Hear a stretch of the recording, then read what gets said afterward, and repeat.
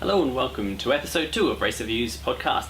Today we'll be looking at the opening round of the IMSA United Sportscar Series. This weekend was the Daytona 24, the first ever round of the Unified Grand Am and American Le Mans Series Championships. It was a race not without controversy, with the balance of performance and the race finish being of huge controversial value. Personally, I thought the balanced performance was pretty much right. We all expected the Daytona prototypes to be faster around Daytona. The cars basically are made for that, like the Audis are made for Le Mans. It was not a surprise to see them quicker, although I can understand where the Ford guys are coming from with their being a little bit off the pace from the Corvette guys.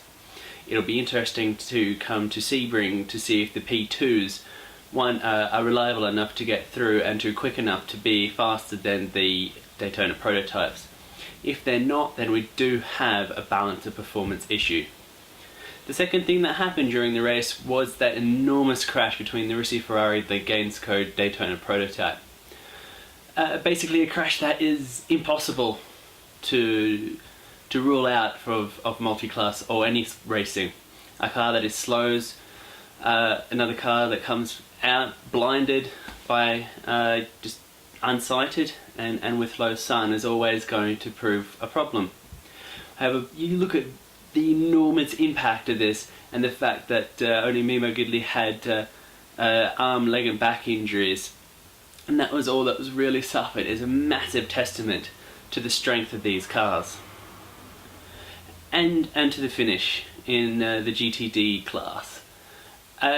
A crazy decision that was made probably too quickly to penalise the Ferrari, the 555 Ferrari. And it was the wrong call to penalise that car, and the right call was made in the end. But the race will now only be will be tainted with the fact that this call was made, there was controversy, and the Flying Lizards were deemed the winners, and they were not after the podium. It's evident that there is an issue with the rulebook and how penalties are given in final lap instances.